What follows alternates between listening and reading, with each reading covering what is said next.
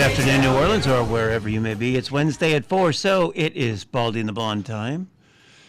Blonde, you still over there? I'm here. All right. I'm here. Hey, I do have good news. Yes? We've been talking about a few things off air, not this one. Washington actually did do something good recently. Serious. I don't believe it. No, they did. They reduced the fee to renounce your American citizenship to only $450. Seriously, they dropped it by 80%. What was it? I don't know how to do that math. Oh, don't make me do that on the air. On. No, I'm not doing it. 80%. All right, but it was a lot more. Well, it was a lot more, obviously. They dropped it 80%. Why are they doing that? They're encouraging us to get out. Well, I don't know. It's only $450. There you go. I won't be doing that. I'm not that. No, I'm just saying that that's interesting. It is interesting. With all this crazy stuff going on, why would they suddenly do that? It is weird. Yeah? Yeah, a little bit totally weird. I'm looking into it. Mm-hmm. Why not? Why not? I mean, they offer it. Why wouldn't I look into that? Go ahead. Yeah. Anyway, that's not what the show is about. Tom is an anarchist. Go ahead, Tom. Well, that means there's no place to go because there's government everywhere, which is so weird. I don't know, because the governments everywhere are screwed up, and that's going to be today's show. They're secretive. They screw everything up. Yeah, right. And there's no such thing as a good one. And people who join organizations like the Committee for Good Government or whatever. I mean, nice try, but there's no such thing as good. Show me an example. If there's a good example, we would just copy it. There is none. But there's none to copy. Well, there was the Articles of Confederation. Well, yeah, how long ago? That's why they got rid of it. Exactly. Right. I'm talking about current day. None. Where there's no place to go. And what's so interesting is that all governments, they want to keep you in their universe. People would like to say, well, anarchy wouldn't work where you have your organized society where you don't have a central government. You have to have a government or it'll fail. Okay, well, why don't you just let me try? Yeah. Why don't you just let me go somewhere with other people who are like-minded? There's no IRS. There's no TSA. Oof. Right? There's no government looking over me, spying Nobody reading on me. my emails. And so they'll say it doesn't work. Okay, fine. Why do you care if it doesn't? They want to control. Why do you care if our society doesn't work? Because yours isn't working. I get why. Maybe you should just pay attention to your own society and make that one work. Because this one ain't working, and we're going to go over some massive government failures. Sex, lies, and videotape. But you know what? I want to start with a sound clip. I actually have it queued up. We're going a little bit out of order, but it kind of is in the theme of showing how screwed up governments are. It's a sound bite that we recently uncovered of an interview with Pat Buchanan on February the 29th, so that doesn't come around very often. No. February 29th of 2012 with Baldy and the Blonde. Imagine that. We've been around a while. While I'm getting this ready to go, you want to explain maybe to the younger viewers who Pat Buchanan is. Yes. And he's still kicking. He's still around. We haven't heard from him in a little while, which leads me to believe, I don't know. He hasn't called me in decades. He hasn't been in touch with Baldy and the Blonde. But Pat Buchanan was probably one of the original, I would say, libertarian thinkers who was very powerful in the Republican Party. So he wasn't in the Libertarian Party. I just mean that he was a non-interventionist, certainly frowned upon U.S. involvement in endless foreign wars as being a drain on the economy. He was a Catholic, so he believed in the just war theory, which any Catholic knows that the war that we are in now does not meet the criteria of a just war because we're, number one, not in imminent danger. Anyway, so Pat Buchanan wrote a couple of books about the death of the West, was very against open borders, basically a lot like Trump's platform, except for he meant it. Except he meant it. Yeah. Correct. And so this interview, again, was in February of 2012, and we had him on to discuss a book that he had recently released called Suicide of a Superpower. The subtitle was something like, Will America Survive Till 2025? Yeah. So he was off by a little bit, but, we'll see. Hopefully he's off by a lot. Hopefully. Right? But anyway, let's listen. We got 30, 40 seconds of this. When you talk about, you use the word disintegrating, do you see a currency collapse, a cultural collapse coming first, or secession? What is it that we're talking about here? Well, I think there are a number of things happening. We know when I say the suicide of a superpower, it is quite clear that the United States is no longer the overwhelming, predominant superpower it was in 1990. And that's because of a lot of policies we've adopted among them these incessant wars in the Middle East, which are bleeding us and dividing us and draining us. And the Chinese don't have anything like that. So those last few seconds were very telling, and the Chinese don't have anything like that. So we're being bled to death and always have. And if it's not through hot wars, it's through cold wars, or even when the Cold War ended, then you got the global war on terrorism, and separate and apart from that is our funding, just sending foreign aid to all these countries all over hand the world. Over fist every year. China's not doing any of that, and you wonder why it is they've rose up to meet us while we're sinking to meet them. And don't forget all of the fraud that has been uncovered by Doge, by the fraud in Minnesota, the fraud in California. We are being robbed blind, and we are a hard-working people, productive people, smart people, innovative people, but never more so than when left to our own devices. Look at, for example, everything government touches, it goes to hell. Okay. Let's talk about computers. How much was your first computer? And we're going to get to that in 1 second. Well, my first computer? Yeah. Computers back then were... what year? It would have been the early 90s. Yep. About $2,000. Yeah. Everything was about $2,000. No matter when you bought it, it's just that next time you bought it, you just had more technology, more speed, more memory, that sort of thing. Yeah, and it was But garbage. it was always $2,000. It had no storage whatsoever. It was $2,400. It was slower than molasses. Yep. It was nothing like now. Oh, they were $386, $486. Yeah, they were terrible. And now, for $2,400, you could... Oh, God. You have a hard time spending that. Yeah, you just couldn't. Yeah, and you know what? I was at, where was I? Walmart or something the other night, or Costco. There's like a 65-inch TV for $348.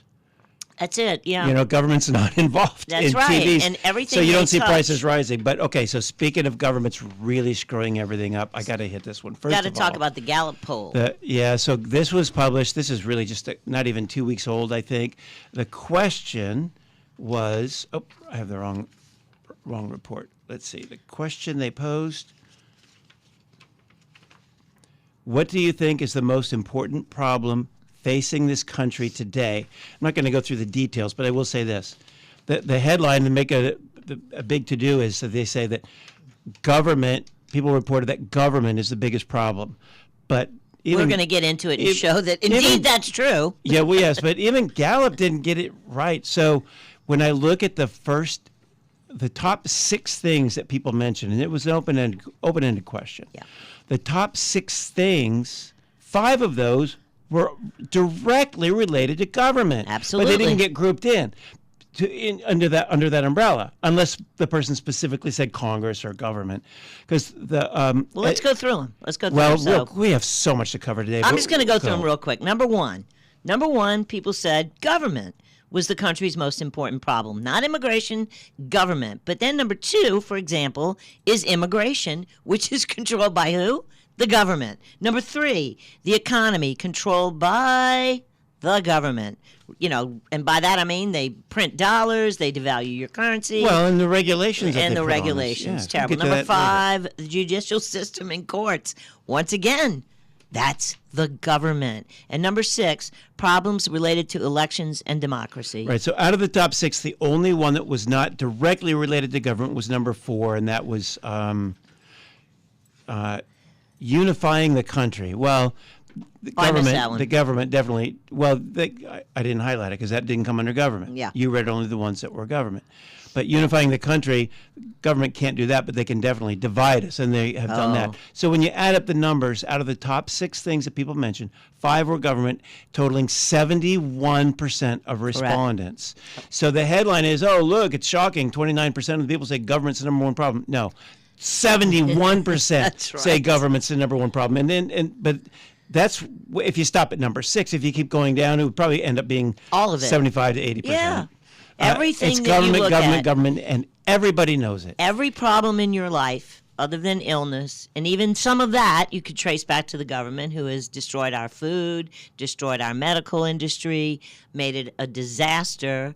We're sicker now than we ever were, fatter now. It's just and everything relates to government. So anarchy's not sounding crazy. No, but I'm not a crazy person. Let me say that anarchy is misunderstood. Well, people are going to have to go look it up themselves. I can't sit here and explain it. I have to do 4 shows on it. Well, we would. But all it is the prefix A means without. Without government. Right, without government. It's like, why do we don't them? need it. People say, well, we need them for roads. Okay, fine. Let's just say we did. What else? Why don't we just stop at the roads? Or really, you don't even need them for roads. There's so many roads and bridges that need to be worked on. It's illegal for the public to go fix it, but government won't. Well, they're not fixing the roads, and that's part of the thing. Right, but it's illegal if we tried. That's true. They'd arrest us. Anyway, folks. We got a great story for you on the other side. Yeah, we do. We are today discussing our favorite topic, how much we love government, because they do so many good things for us. That's why you ride down the streets in the United States of America, and they're beautiful, and the bridges are so well kept, and the trains, those trains that we have that are high speed and go all over the country, aren't those great? Yeah. Although I will say, I've lived a lot of places, and I travel a lot, as you know, and most streets are just fine. I don't know. Streets are fine. I've been all over the place. Streets are fine. Now, when you're living in New Orleans, then streets are an issue. But I've been all over, and streets are fine. Yes, well, okay, then we'll have governments for the streets. But you don't need them. No, we don't. You really don't. No. Anyway, my point was, even though you want to nitpick about the streets, you're the one who brought up streets the first thing, and that's fine. Because we have crumbling bridges all over the country. We have airports that look like third world. We are in long lines because the TSA is not funded because we're on yet another government shutdown. We can't deport the people that we let in illegally to overwhelm our system because we're not funding DHS. And basically, we have endless supply of dollars for what? War. Well, that's what we have. And we specifically voted against endless wars in the Middle East. And yet here we are again at the urging of another country. We were under no threat. And I know the story changes every day, but I heard it out of the horses' mouths. Mike Johnson, we played it last week, and Marco Rubio. Little Marco. Both said, well, Israel said they were going to launch it, so we figured we would get hit, so we had to launch too. How about you just tell Israel no? How about that? They don't bother doing that. No. All right. We should be really rich, is my point, if we weren't wasting so much money and most importantly, American lives. So, disgusting. Yep. All right. I want to get back to this Honda story. This is really actually very interesting. Get this. Honda, for the first time since they were a listed corporation in 1957. Yes. They're posting a loss for the year. They've never lost money until now. Now, they haven't announced the loss yet, but they had to take a $15.7 billion hit because they're changing course on their EV production. What is an EV? Electric vehicle. Yes. So they were getting signals from the Biden administration, well, strong signals, that EV was going to be the way to go. They're going to be regulated out of internal combustion engines. So Correct. We got to gear up and move toward EVs. And now the Trump administration, to its credit, is pulling back from that. And so now Honda's like, well, I guess, okay, now we're going to tool up going back into internal combustion, just the regular gas motors.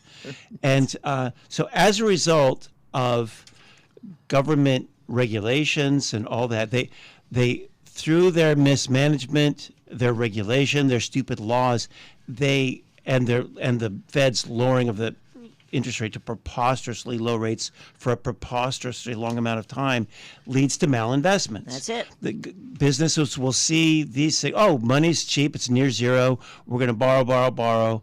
And then they invest in things they wouldn't typically invest. In this case, Honda invested in something they typically wouldn't invest in, not because of the interest rate, although there was that also for a while, but because they saw that they were going to have to survive. That's right. Turns out they didn't have to survive. They lose nearly $16 billion, and for the first time since they've been a listed company, since 1957, they're finally losing money. And who can they go after for it? Nobody. Just a stupid Biden administration had all that going on, and they lose a ton of money. It was the Green New Deal, and we're seeing in Louisiana that a so-called Republican state, part of the Green New Scam deal was, we have to we have to capture carbon and inject it into the earth because carbon's bad. Oh, my God. Carbon is the lifeblood. We're carbon. We are, yes.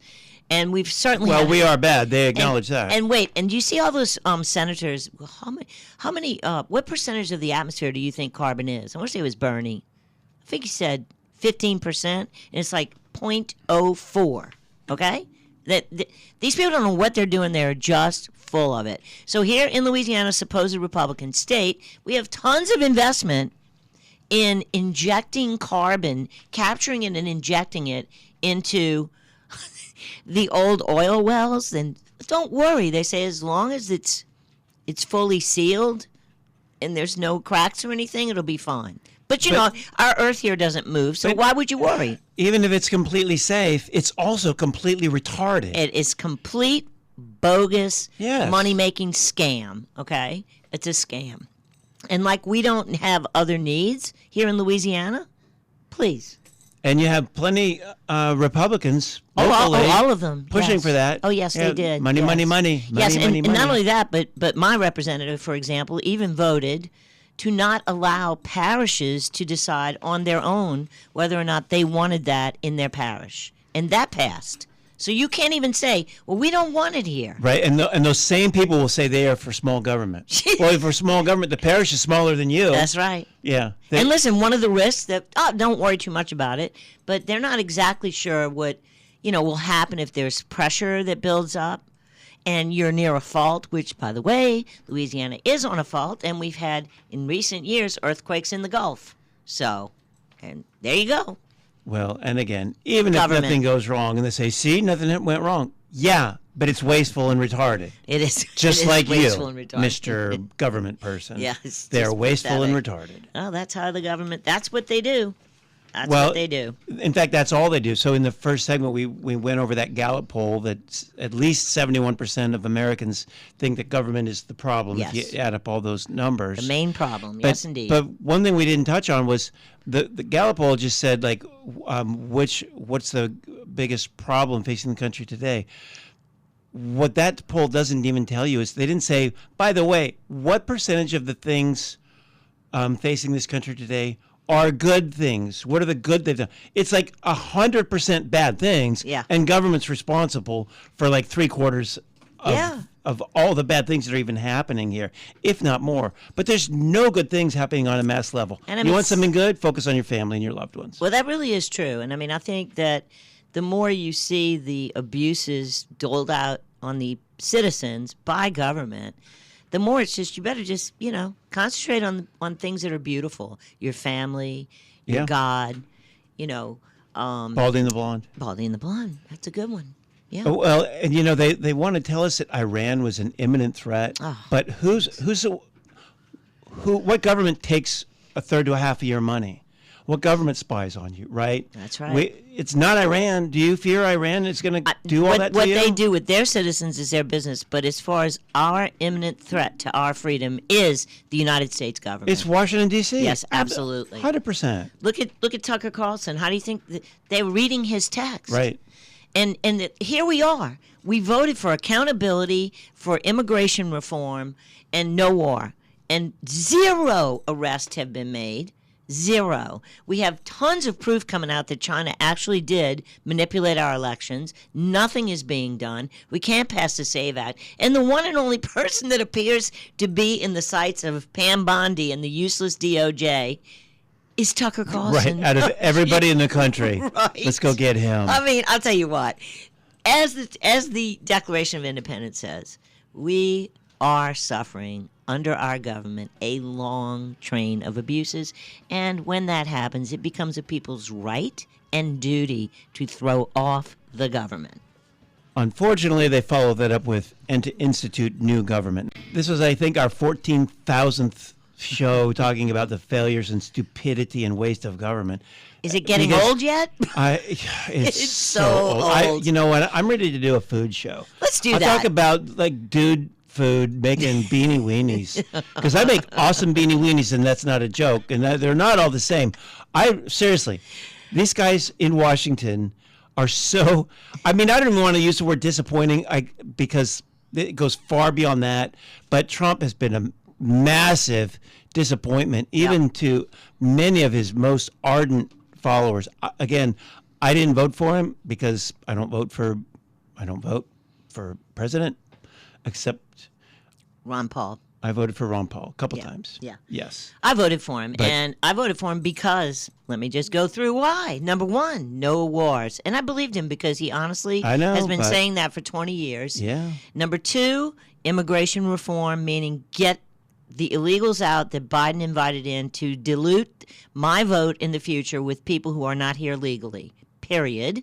No, that's not happening. Not happening. But at least he closed the border. But he did close, and I did get that. And that's a big deal. I got that. Yeah. And, well, I got two other things. He got us out of the WHO, which was going to control the definition of pandemics and tell us when we had to shut down, and also got us out of the World Economic Forum. So I guess, All right, I guess those two things. So I do have a few things that I got, and I stopped, and at least he stopped the invasion.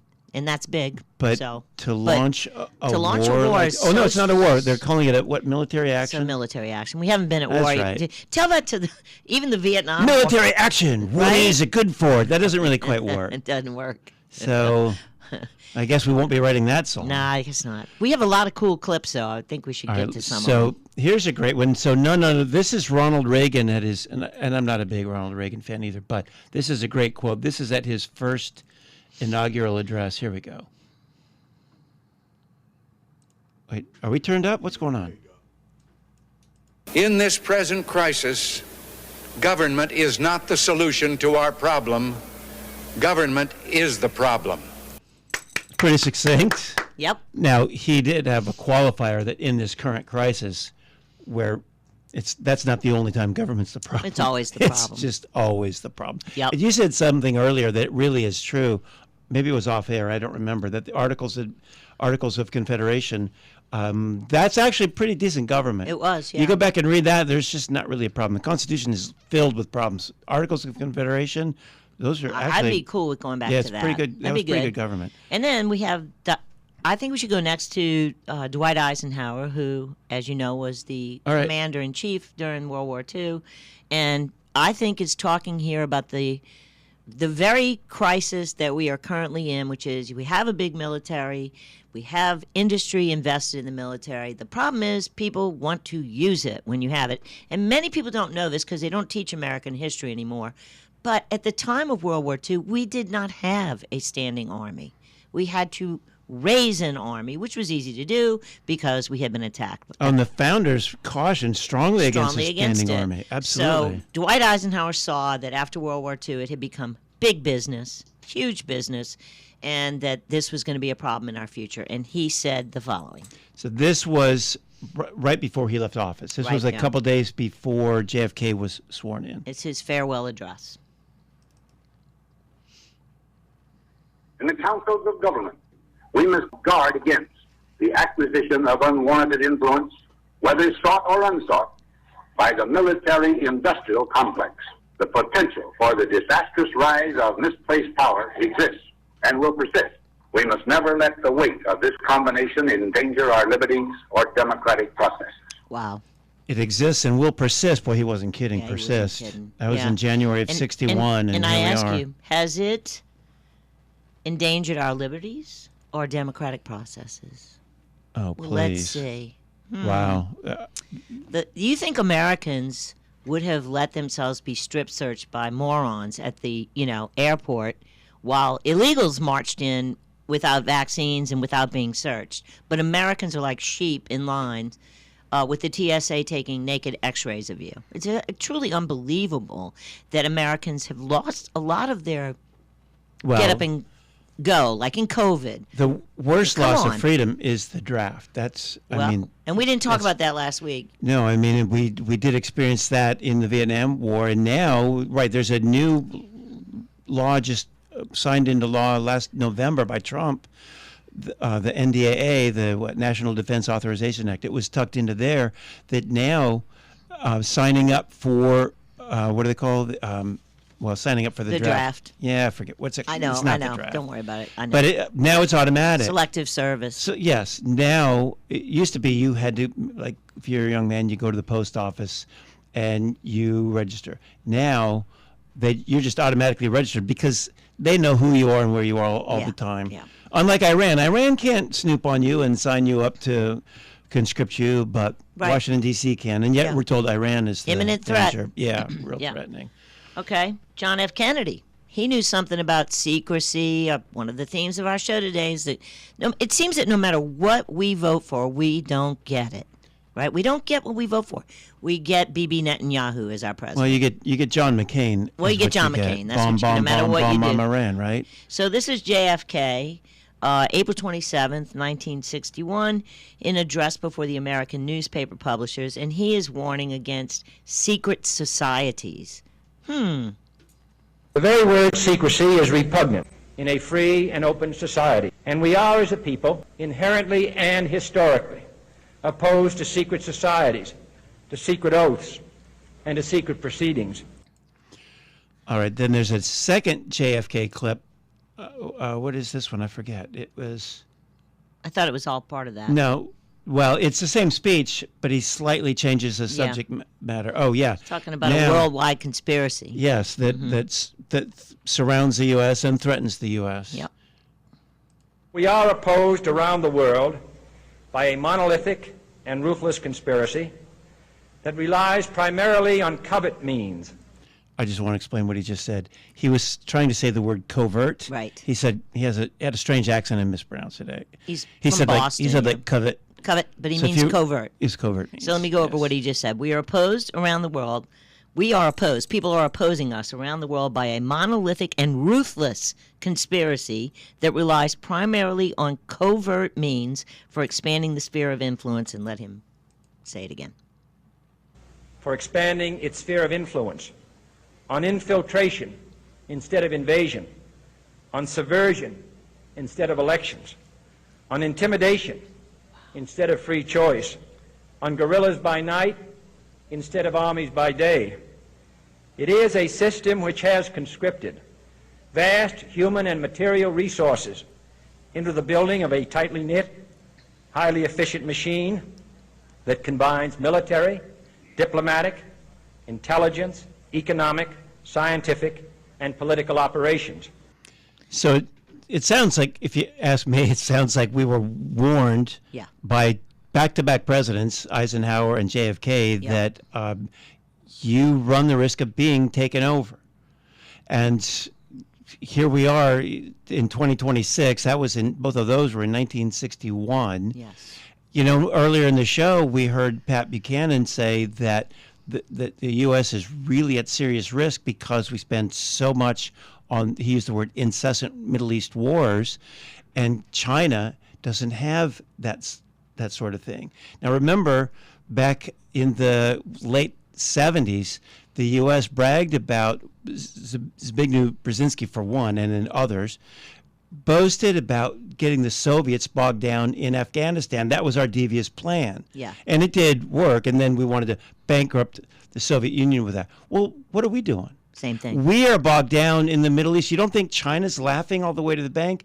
And not to sound conspiratorial, sorry, but if you listen to what JFK just said, and you listen to what Pat Buchanan said, is it possible that China has a hand in making sure that the U.S. is bogged down in the Middle East? We did it. Absolutely. To the Soviets. I'm not suggesting there's any evidence of that or even it's a thing, but it's not crazy. Well, it's Sun Tzu. It's it's what you do. You distract the enemy, bog them down in other things, and meanwhile you build yourself up. They are not entangled all over the world. No, they're not. They're building coal plants out the wazoo with, by the way, no emission controls. But we, of course, right. we were going to pay, I don't know, some sort of penalties. That is, another good thing that Trump did was get us out of the Paris Climate Accords, where China could pollute the earth endlessly and we couldn't do anything. All right, we only got let's go. a little bit, but I got to play this one by Trump. Speaking of Trump and stupidity, this is one of the stupidest things I've ever heard. Hang on one second. Oh, yeah, this is crazy. It's a beautiful island, great weather. He's talking about Cuba. They're not in a hurricane zone, which is nice for a Cuba's not in the hurricane zone. Right. I looked it up. They've had more than 40 since 1900. Anyway, here we go. What is he talking about? You know, they won't be asking us for money for hurricanes every week. All my life I've been hearing about the United States and Cuba. When will the United States do it? I do believe I'll be having the honor of taking Cuba. That'd be good. That's a big honor. Taking Cuba. This was just a couple of days ago in the Oval Office, and the reporters like, taking Cuba? Taking Cuba in some form, yeah. Taking Cuba. I mean, whether I free it, take it, I think I could do anything I want with it. You want to know the truth? They're very weak. I'll stop it there. It's just... Talk about retarded. First of all, he says they're not in the hurricane zone. I don't know. I don't even know if he knows where Cuba is. And then he says that, well, I've been hearing all my life, that at some point the U.S. is going to, take. That's not a thing. That's never. Nobody's ever talked like that. No. And he says I can do anything I want with it. What is he talking? If this was Biden, everyone would be up in arms. The whole MAGA world would be up in arms. The craziest thing in there is they're not in a hurricane zone. I don't think he knows where Cuba is. I mean, literally maybe since we live in Louisiana, we know, and you in Mississippi, we know a lot about hurricanes. And literally they always, at least half the time they go over Cuba before they come this way, unless they come straight from Africa in between the islands. And welcome back to Baldy and the Blonde. I'm Michelle Godin here with Tom Kowitz, and we are talking about the number one problem in America, the most imminent threat to your freedom and liberty, our government, which does not represent our wishes at all. 82% of the people wanted to pass the SAVE Act. Not happening. Right. Not happening. Can't do it. But they represent us. I think 72% wanted the immigration. They at least wanted the violent criminals out of here. But most people wanted all of the people that entered illegally during the Biden-encouraged invasion. Is that happening? No, it is not. Well, it's not probably happening. Physically impossible. Well, they knew that when they did it. Or logistically impossible. You just can't. That's why the Democrats did it. Well, that is why. But Trump promised it. A big mass deportation, but he had to know that's impossible. The numbers just aren't there. You can't do it. Do you know what Dwight Eisenhower did? He did it. Well, not this many. No, not this many. That's what I'm talking about. I don't know how many. The scale's too big. That's why they let 21 million people in. It's too big. Lest you have a bleeding heart, understand that your votes are diluted, even if they don't vote illegally, because your state's representation is based on population, including that of illegals. So if there are 40 million new illegals in the state of California, they get a whole bunch more congressional districts, and therefore they beat us forever with the Electoral College. So it's very dangerous, and we are not getting anything that we voted for. That's all I can say, and that's why the poll after poll shows that government is the problem. Oh, yeah. By the way, one thing I didn't say about that Gallup poll is that there's a long history of government being the number one problem. Is that right? It goes back more than a decade. Yeah. They do this kind of poll regularly, like every few months. And government has been the number one problem on that list forever. And remember that all the things on the list that where the person didn't specifically answer government were things directly related to government, elections or the courts or whatever. Yeah, of course. So I have another interesting clip. We'll just do one more. This is Hawaii Senator Daniel Inouye. This was back in 1987 during the Iran-Contra hearing. I think he chaired either that entire committee or some subcommittee. I know he was chair of something then. And he was grilling Oliver North. Yeah. So for the younger listeners, Iran-Contra, that was in the scandal in the mid-1980s where senior members of the National Security Council illegally were selling guns.